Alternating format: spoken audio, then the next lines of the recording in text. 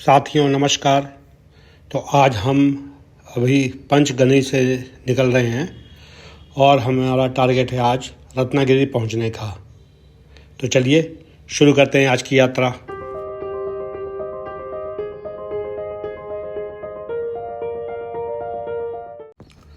अपनी यात्रा शुरू करने से पहले मैं आपको ये पंचगनी का अपना स्टे दिखाना चाहता हूँ।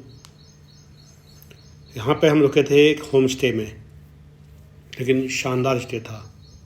एक ये बड़ी सी कोठी है, ये एक कोई रिटायर्ड जज थे, उनकी कोठी है।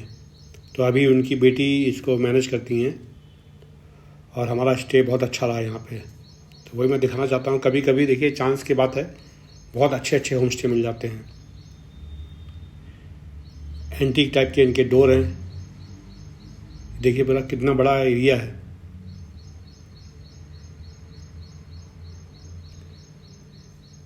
एकदम शांत जगह है। बिल्डिंग देखिए कितनी बड़ी है। वैसे तो अंदर ये काफ़ी कॉमन एरिया बहुत ज़्यादा है। उन्होंने अपने घर के हिसाब से बनाया होगा। अभी तो इसको कन्वर्ट कर दिया है इन्होंने थोड़ा सा हिस्सा। ये होम स्टे में चलाते हैं। ये हमारा रूम था और रूम में से जगह बालकनी में बाहर निकले तो ये वैली का शानदार व्यू दिखाई पड़ता था।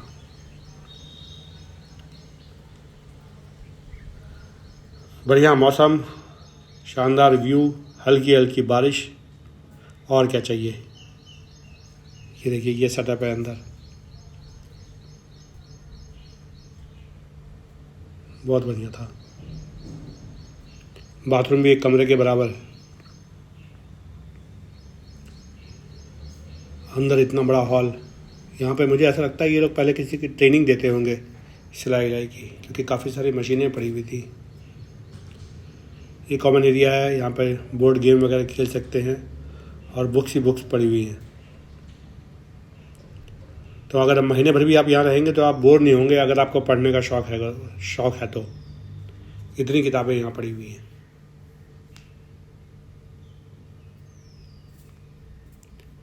यहाँ से व्यू देखिए।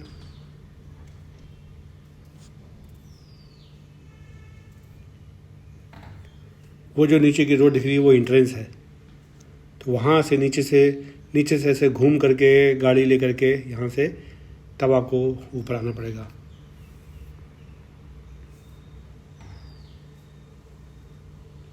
हमें तो यहाँ बहुत अच्छा लगा और यहीं इसमें ही हमारा डिनर भी था, ब्रेकफास्ट भी था, सब कुछ बहुत ही अच्छा रहा। और ये है हम फर्स्ट फ्लोर पे। जो डाइनिंग एरिया है वो ग्राउंड फ्लोर पे है। ये है नीचे का एरिया। ये भी एक सिटिंग एरिया है। यहाँ अलग बुक्स हैं।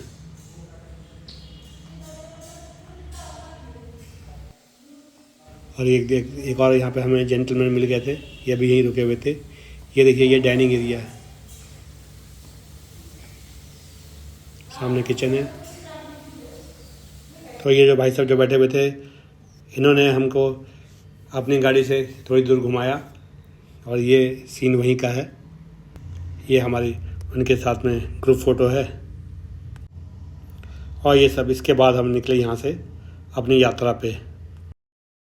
हरियाली हरियाली, वाटरफॉल। ये देखिए बीच में एक जगह पे हमें ये विंड मिल दिख गई। ये देखिए ये वाटरफॉल। ये थोड़ा सा स्लो मोशन में है। इस मौसम में तो वाटरफॉल देखने का मज़ा ही कुछ और है।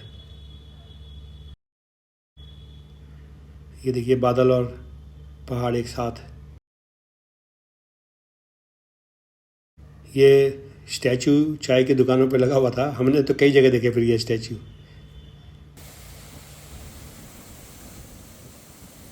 ये दूसरा वाटरफॉल है।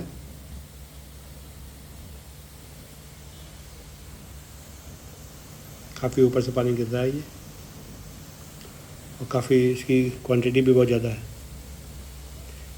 यहाँ तो मैंने आवाज़ काफ़ी कम कर दी है, वरना तो बहुत पानी की बहुत आवाज़ होती है यहाँ पे।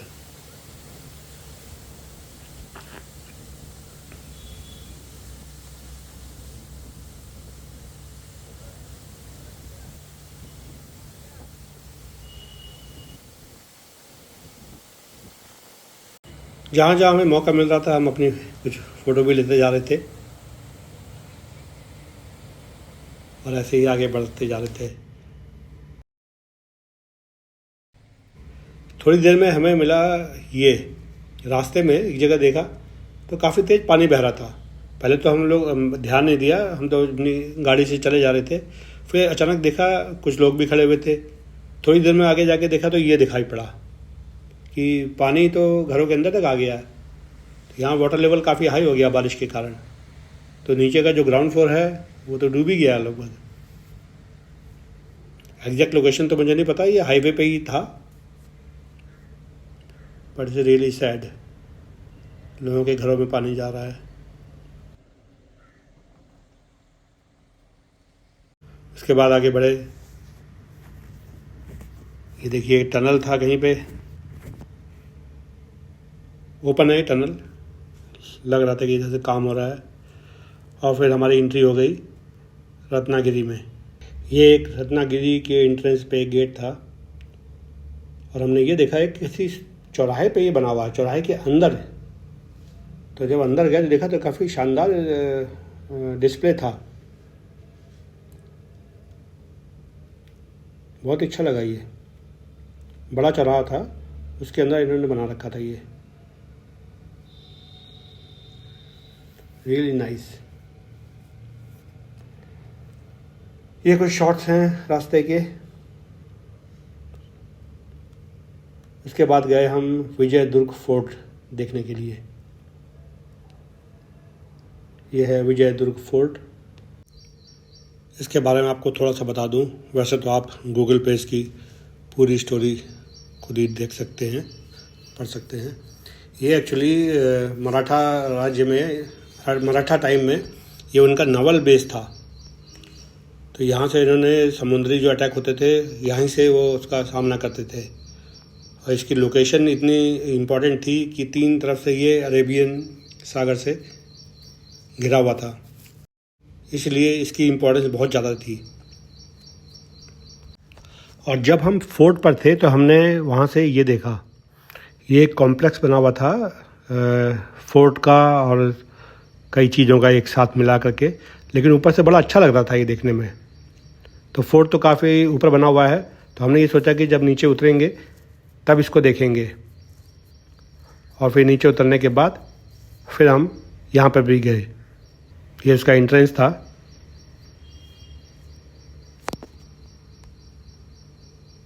ये अंदर का सीन देखिए, बढ़िया बना हुआ है। सब चीज़ें छोटी छोटी बनी हुई हैं। देखिए लाइट हाउस, उसके पीछे ये शिप, वॉकवे भी साफ़ सुथरा अच्छा बना हुआ है। ये एकदम नया नया बना हुआ है। वैसे ये शिवाजी महाराज की स्टैचू लगी हुई है यहाँ पे। ये उस समय के गांव का भी एक सीन है।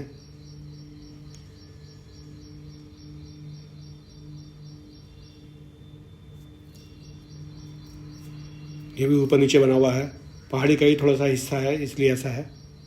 देखिए ये एक और शॉट है। ये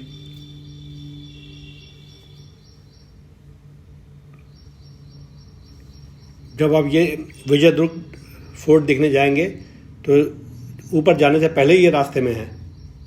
इसको देखने के बाद फिर आगे निकले। वही समुद्र, हर जगह आजकल इस टूर में समुद्र और झरने ये खूब दिखाई पड़ रहे थे। देखिए हमारी पूरी यात्रा कोस्टल एरिया से हो रही है। हम पूरा वहाँ से गोवा से अब कोस्टल पे आ गए थे, नीचे कन्याकुमारी तक ऐसे ही किनारे किनारे ही चलना है। हमने कोशिश हमारी यही रहेगी कि हम समुद्र के किनारे किनारे चलेंगे, तो समुद्र दिखने वाला है। मानसून सीजन में एडवाइजरी तो ये रहती है कि इनसे दूर रहें, समुद्र से दूर रहें, क्योंकि पानी का उफान काफ़ी तेज़ हो जाता है।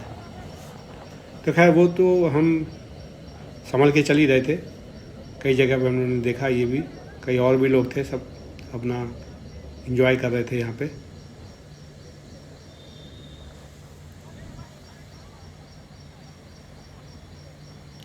लहरों से तो अपने आप को हमने दूरी रखा था।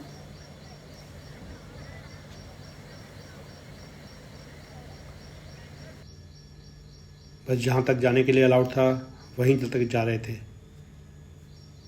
ये एक शिप डॉक करा हुआ है।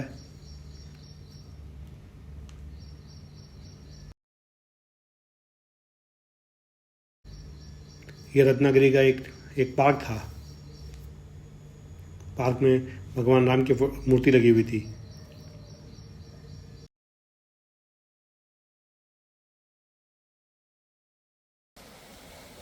यहाँ देखिए पानी इतना उफान आ रहा है, इसलिए इसके साथ साथ बालू भी मिक्स हो जा रही है, इसलिए इसका कलर थोड़ा सा ऐसा दिख रहा है।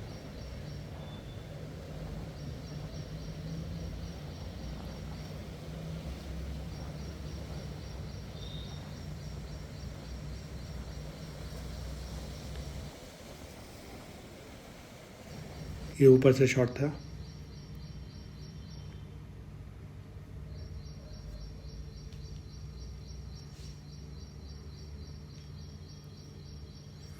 ये बीच में एक जगह थी,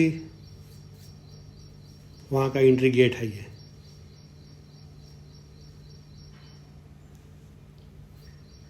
ये देखिए कितना लंबा रास्ता बना हुआ है समुद्र के अंदर जाने के लिए।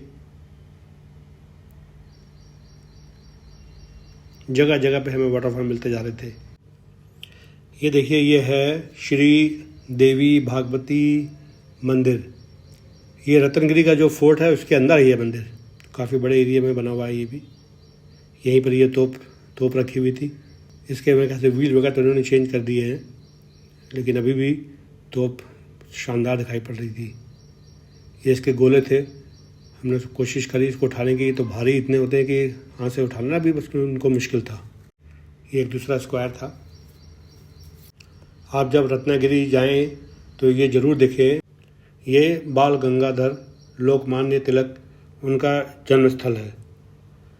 इसको देख के आपको समझ में आएगा कि ये कितनी सिंप्लिसिटी थी, इनका जीवन कितना सिंपल था, कहाँ से शुरुआत हुई और कहाँ तक ये पहुँच गए। समुद्र का तो हमने खूब आनंद लिया, क्योंकि समुद्र के किनारे किनारे ही चल रहे थे। आगे देखिए दूसरा वाटरफॉल। हरियाली का तो क्या कहने।